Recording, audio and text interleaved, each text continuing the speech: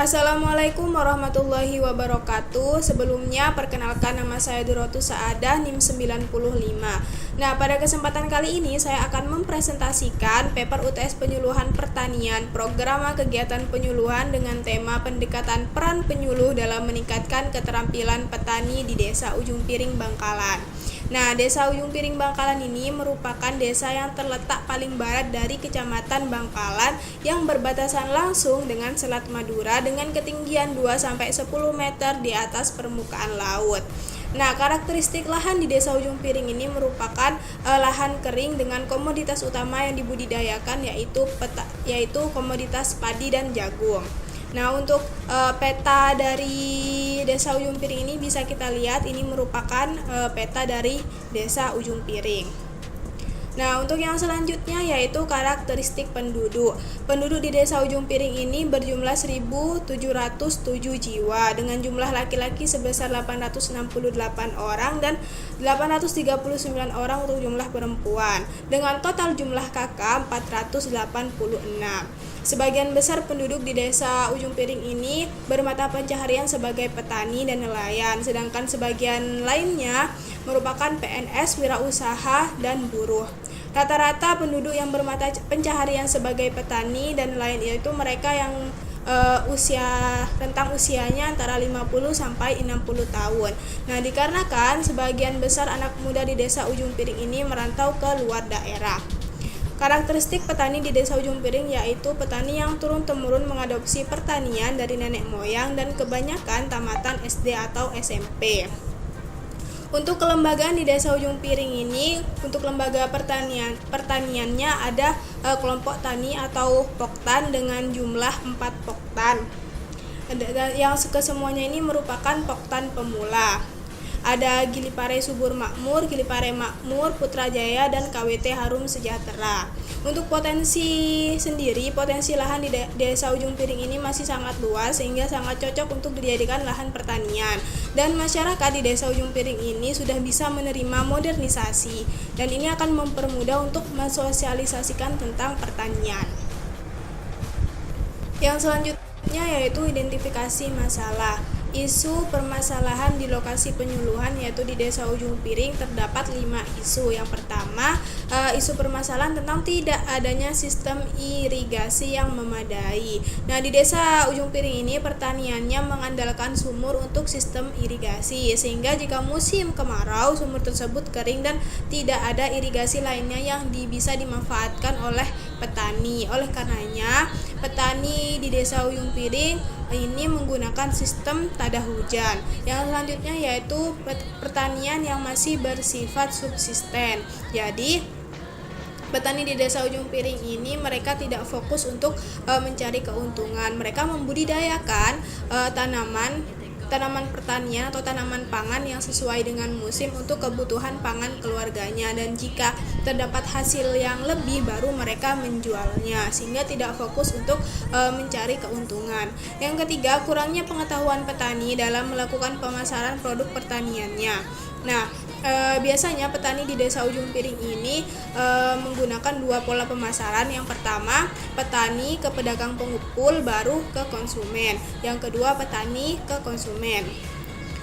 Untuk penjualan ke pengepul biasanya disatukan di kelompok tani, kemudian barulah kelompok tani tersebut yang menjualnya ke pedagang pengepul.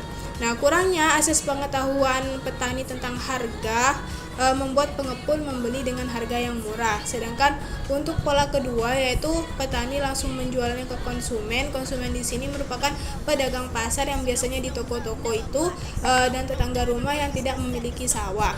Nah, untuk informasi harganya sendiri bersumber dari sesama petani dan dari pasar besar. Yang keempat, penggunaan pestisida yang berlebihan. Kurangnya pengetahuan petani akan kadar pestisida yang pas membuat banyaknya organisme pengganggu tanaman di areal persawahan, pertumbuhan tanaman yang tidak normal, dan penurunan kesuburan tanah sehingga petani harus mengeluarkan biaya lagi untuk membeli pupuk, dan ini sangatlah tidak efisien. Yang kelima yaitu penggunaan teknologi pertanian yang masih sederhana. Rendahnya pendidikan petani di Desa Ujung Piring menyebabkan penggunaan teknologi yang masih sederhana dan juga sikap petani yang belum mau mengadopsi teknologi baru bukan karena mereka tidak mau mengikuti modernisasi, cuman dikarenakan membutuhkan biaya yang besar dan juga tidak adanya jaminan bahwa pertanian yang akan mereka lakukan setelah menggunakan teknologi tersebut akan berhasil dan memperoleh hasil yang maksimal. Selanjutnya yaitu isu strategis. Permasalahan strategis yang dihadapi petani di Desa Ujung Piring yaitu tidak adanya sistem irigasi yang memadai. Irigasi sangatlah penting untuk menyuplai ketersediaan air yang diperlukan dalam pertanian, khususnya tanaman pangan. Karena irigasi ini merupakan faktor input yang bisa mempengaruhi produksi tanaman, khususnya tanaman pangan. Untuk selanjutnya yaitu peta konsep permasalahan. Nah, di sini ini merupakan diagram alur atau peta konsep penyelesaian sistem irigasi. Nah, penguatan peran penyuluh. Penyuluh di sini berperan sebagai motivator, dinamisator, dan fasilitator dari permasalahan yang dihadapi oleh petani. Kalau di petani Ujung Piring ini permasalahannya merupakan tidak adanya sistem irigasi yang memadai. Nah, untuk meningkatkan efisiensi dan efektivitas air irigasi bisa dengan memanfaatkan teknik irigasi lep pipa pada lahan kering. Sehingga penyuluh memberikan penyuluhan dan pelatihan teknik irigasi efisien lep pipa agar petani bisa menerapkan sistem irigasi lep pipa tersebut dan petani mempunyai keterampilan dalam membuat sistem irigasi di lahan pertaniannya. Selanjutnya yaitu materi penyuluhan pertanian. Nah, di sini terdapat 3 materi yang akan dilakukan, yaitu yang pertama materi penguatan motivasi. Nah, penguatan motivasi ini perlu dilakukan untuk mendorong petani agar ikut berpartisipasi dalam pembuatan irigasi lep pipa dengan melakukan survei lapang yang melibatkan petani dan juga berkoordinasi dengan warga dan pemuka agama dan mengkoordinasikan jadwal kegiatan penyuluhan dengan petani dan warga. Nah, untuk yang kedua yaitu materi pengenalan teknologi irigasi lep pipa. Nah, penyuluhan memberikan informasi dan pengenalan tentang irigasi lep pipa ini dengan memberikan gambaran kepada petani seperti apa itu irigasi lep pipa dan apakah lep pipa ini berhasil di beberapa daerah, sehingga penyuluh bisa membuktikan bahwasannya irigasi lep pipa ini berhasil di beberapa daerah. Dan untuk yang materi ketiga yaitu pelatihan pembuatan lep pipa. Ini materi memberikan pelatihan mengenai sistem irigasi lep pipa dengan membuat skema jaringan lahan irigasi, skema penggalian jalur jaringan pipa, proses pemasangan jaringan pipa dan perlengkapannya, serta pelatihan pembuatan outlet irigasi yang dilakukan pada titik-titik tertentu pada jaringan pipa secara proporsional.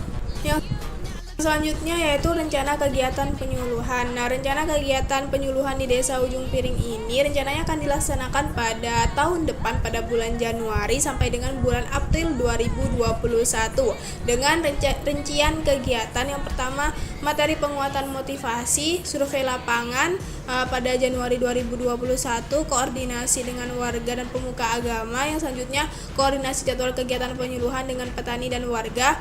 Pelaksanaannya semua pada Januari 2021. Dan untuk materi yang kedua, pengenalan teknologi irigasi lep pipa akan dilaksanakan pada Februari 2021 dengan memberikan informasi dan pembuktian keberhasilan sistem irigasi lep pipa di beberapa daerah.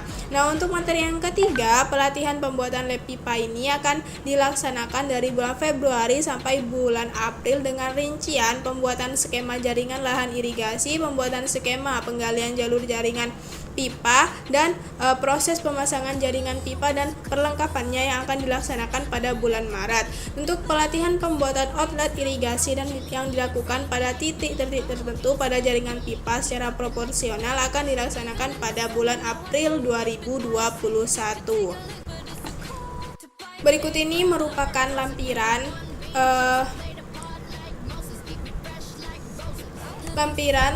foto untuk mencari profil desa atau kelurahan di kantor kepala desa Ujung Piring.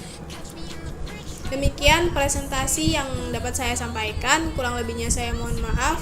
Wabillahi taufiq wal hidayah. Wassalamualaikum warahmatullahi wabarakatuh.